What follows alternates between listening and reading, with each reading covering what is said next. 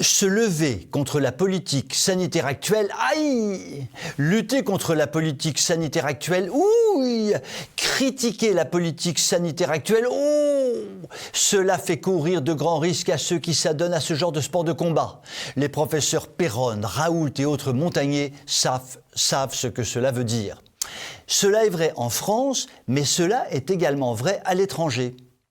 Un chercheur autrichien, M. Andreas Noack, a fait des révélations stupéfiantes sur une substance que contiendraient les vaccins administrés à haute dose à une partie importante de la population mondiale. Rappelons que presque 10 milliards de doses de vaccins ont été introduites dans le corps de milliards de personnes.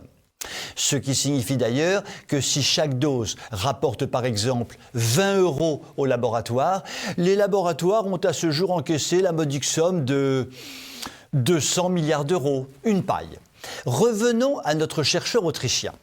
Celui-ci a déclaré avoir découvert qu'il y avait dans les vaccins du graphène de carbone, sorte de molécule microscopique assimilable à ce qu'il appelle une lame de rasoir. Au moment de l'injection, la lame de rasoir n'agit pratiquement pas, mais au fil du temps, dans la mesure où le produit injecté se répand dans le corps tout entier, la lame de rasoir agit et provoque des dégâts irréversibles pouvant se terminer par la mort. Je résume en quelques lignes cette découverte que l'on trouve sur Internet, que l'on peut entendre, contredire, refuser, accepter, à chacun de se faire sa propre opinion sur la base d'une analyse personnelle sérieuse. Je ne suis pas chimiste et je ne peux donc vous en dire plus sur le sujet. En revanche, ce qui est désormais avéré, c'est qu'il ne sera plus possible d'ouvrir des débats contradictoires avec ce chimiste, car quelques heures après ses déclarations fracassantes, il a été retrouvé mort. Une mort pour le moins suspecte. Sur cette mort étrange, à chacun de se faire sa propre opinion sur la base d'une analyse personnelle sérieuse.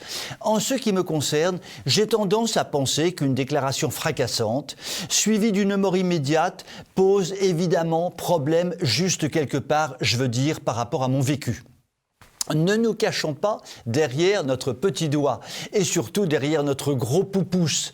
Les grands scientifiques français qui s'opposent à la dictature sanitaire actuelle savent parfaitement qu'ils mettent leur vie en danger, qu'il s'agisse de leur vie sociale ou qu'il s'agisse de leur vie tout court. Pour leur courage, nous ne pouvons que les saluer du fond du cœur et leur dire « Nous vous admirons, nous vous soutenons et nous comptons sur vous ». Je vous souhaite une très bonne soirée.